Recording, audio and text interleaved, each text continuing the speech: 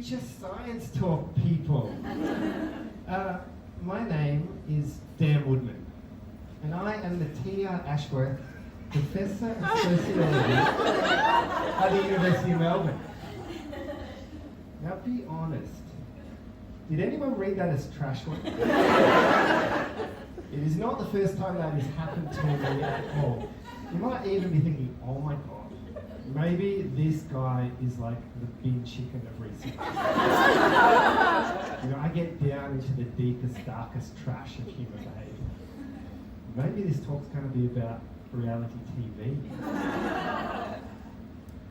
Look, sorry to all the Married at First Sight fans. No, it's definitely T.R. Ashworth. So, Thomas Ramsden Ashworth is a fellow that today we'd call him a character. He ran away to sea at 13. He ran for Parliament like 7 times. He had a farm on the outskirts of Melbourne where he engaged in cutting edge but ethically dubious experiments in chicken breeding. And then he went on to make a ton of money being the man in Melbourne you go see. If you wanted something, pretty much anything, put in a can. And then when Ashworth died, he left some of that sweet, sweet canning money to the University of Melbourne for the teaching of sociology, because he said we needed to understand how Australia was changing and what that meant for different groups in Australia if we were going to build a thriving future. So I'm in the job and kind of taking up that call from him, because I study the changing transition to adulthood. So we tend to think about this changing transition in terms of, or through those avocado-coloured lenses of the generation. You know this, do we have any boomers in the house? Woo, yeah, own it. You know that stereotype that the boomers had it good and then ruined everything. Do we have any millennials, Gen Z in the room? Well, the stereotype of you is that you could have had it good if you just cut back on the fancy breakfast. What about, so we've got the millennials, we've got some Gen Xers. Yeah, we're kind of left out of these generation wars. We just fight amongst ourselves about which Ethan Hawke movie was the best. Look, these are stereotypes, right? They're about as useful for understanding how Australia is changing as Married at First Sight is like a good guide to healthy contemporary relationships. But there is this little grain of truth to it, because the world has changed. So, when the baby boomers were kids, they could go to the corner shop and buy some lollies, like a bag of lollies for themselves, and all their mates for about $1. I have to Google what $1 was. Not very much. They also like a bit of that old-fashioned bullying, but they didn't have the big mental health issues and the worry about those online pile-ons that young people today deal with.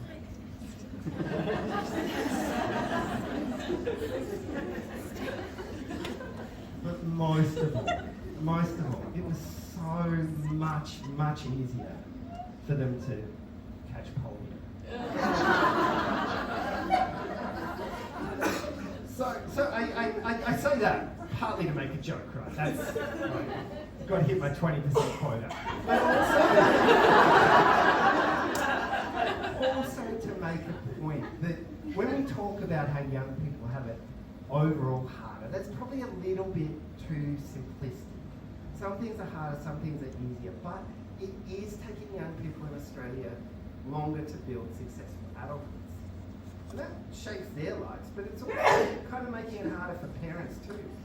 Because some people in the room might know this, but people are more reliant on their parents and that kind of bank of mum and dad well into their 20s and beyond. Before I tell you a little bit more about how I researched this, I want to address, look, let's call it the scientific elephant in the room. When I mentioned Married at First Sight earlier, and then I said I wasn't going to talk about it, but from the folk I can see, I think like 2 people were disappointed. And they're actually my fellow presenters. The rest of you were like desperately pretending you have no idea what marriage is. because you're future science talks people, right? It's classic crowd. But you may be looking at your ticket and saying, yep, that definitely says science talks. Now we've got a sociologist talking about social science. Is that even really a science? Can I get a refund? All these questions from our lovely organiser Dave, I think, wants me to be very clear that no, you can't. But nonetheless, all very good questions. What makes it social science? We social scientists don't have anything useful to say about dinosaurs. Look, unless it goes completely wrong, our research does not involve setting anything on fire. The most disappointing of all, we don't get to give anyone drugs. Okay, so then what does make it science? Well, me and my colleagues in the work we do use the scientific method. So we recruit cohorts of young people in Australia as they're finishing high school. We try to get a representative cohort. Then we follow them over time applying different rigorous methods to answer research questions. So far, so kind of scientific method sounding. But we also think that you need to understand what it's like to experience things, what these transitions mean to the people who are going through them. The natural scientists, you don't really have to deal with that. And to be honest, I think it's for the best that your objects of research don't get a chance to talk back.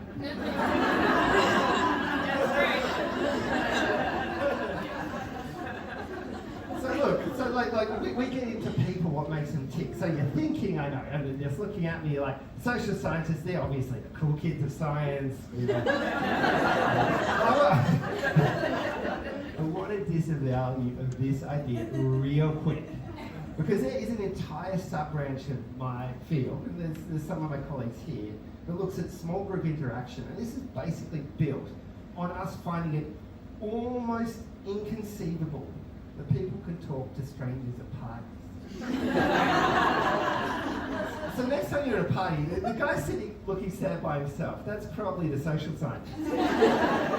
The three people having a great time, they're the natural scientists. They're talking about Bunsen burners, dinosaurs, at least while they wait for the sweet drugs that they stole from the lab. Okay, so we do use the scientific method, but we also talk to people. And that's what I do with my team. And what we do is we follow young people.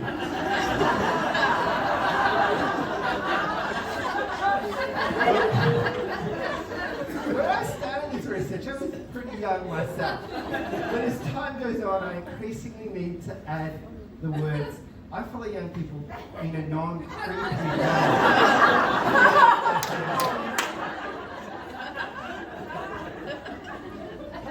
Look, it's mostly non-creepy. So we want to know about people's work and education and housing transitions. But we are also interested in their relationship transitions, even their intimate relationships. We stay the hell out of the bedroom, but unfortunately, we end up in the bathroom. How, you ask? How? So we want to make it as easy as possible for our participants to fill out our surveys, so to keep doing it. So we make it nice and short, and increasingly they're just made to be done on the mobile phone. So I reckon about half of our surveys.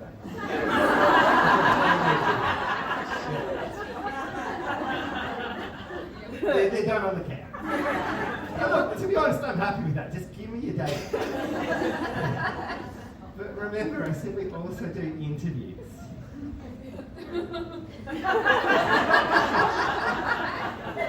But look, not too often, but too often. I have heard some very disturbing noises in the background.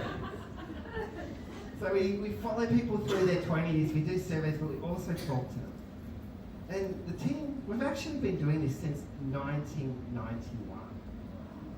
So the world's changed a bit since then. The Soviet Union still existed when this study started, just hanging on. This is how we did our social connection. And I was 11 years old. Yeah, I just want to take a moment to pause before I tell you why I've got this photo, to really appreciate the early 90s fashion. Particularly that fluorescent yellow wristband. That is particularly excellent. So I found this photo of me at 11 because I wanted to say that I think it's obvious, but maybe not as obvious as it used to be. I wasn't there to start this study. It was started by a wonderful colleague called Peter Dwyer, who passed away recently, and then led for a long time by another colleague called Joanna Wynn, and I took over recently. And we've been following different cohorts since that time. And what we've found is the transition to adulthood, particularly into career work, that's taking a lot longer than it used to. I do want to point out, though, that kids taking a little bit longer to find their feet at work, not always a bad thing. Partly because the reason people are taking longer, in part, is that people are studying for a lot longer. Look, our 1991 cohorts, they were about 4 times as likely as their parents to go on to further education. We've about doubled it again since then. It's been a bit up and down the last couple of years, but basically doubled. So a cynic would say, about from my cohort onwards, we started to let almost everyone in. Once I started looking at photos of me as an 11-year-old, I couldn't pick just one. So I like to play dress-ups. Does anyone know what I'm dressed up as here? Ninja Turtles. It's not the best costume in the world, but it's clear enough. Now, so I'm a sociologist, and I work in an arts faculty now. So I tell you what, being able to drop Donatello, Leonardo, Michelangelo, and Raphael in a conversation with my art historian colleagues comes in very handy. I just have to wind up the conversations real quick before they realise that my knowledge of Renaissance art ends when I run out of turtles. So people are studying for longer, it's taking longer to find our feet at work. And related to this, people are living at home for longer. About 4 years later now than they were in 1991. So that also means that the parents are having the kids there for quite a bit longer.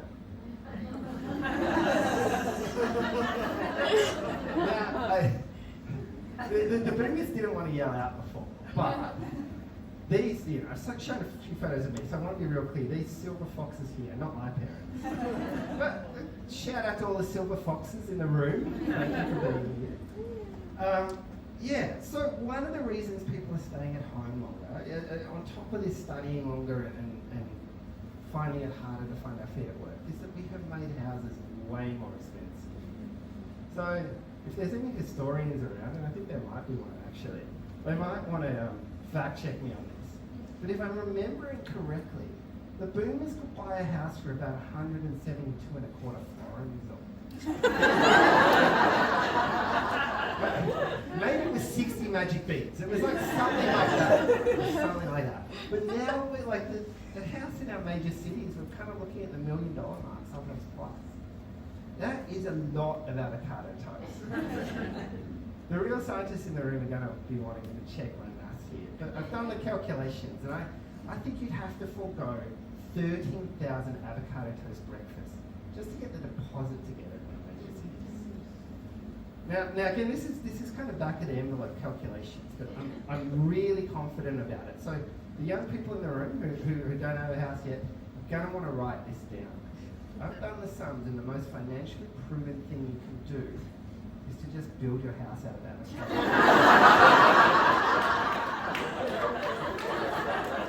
Much more. So these transitions are taking a lot longer, and this means people are relying more on the bank of mum.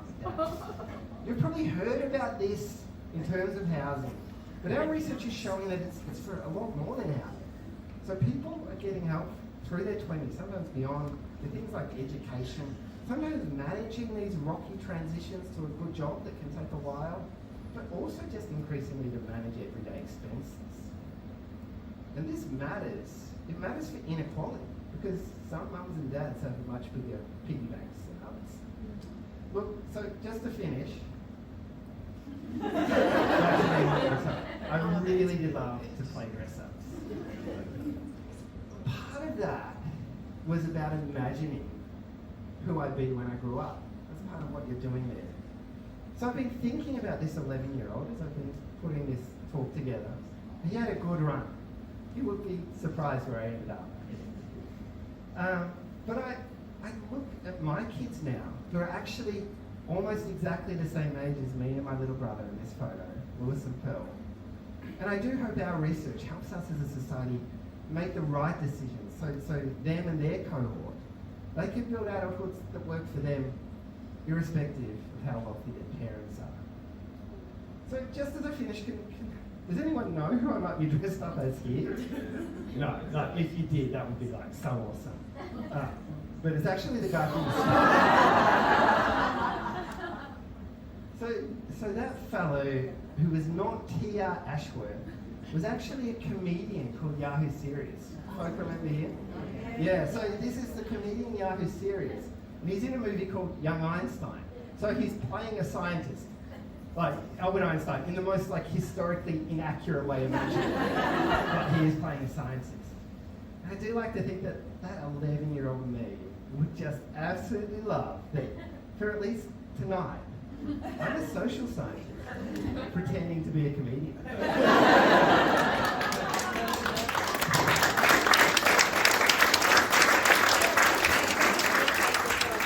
So thank you, everyone. As a shout out to that kid, and just to give me a little bit of confidence as a good luck charm, I've actually been through a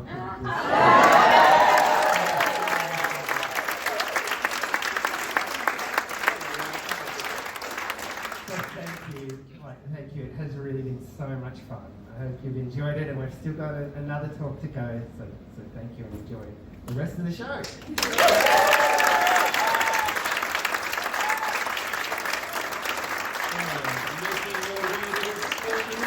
Last but not least, our final speaker, Leander.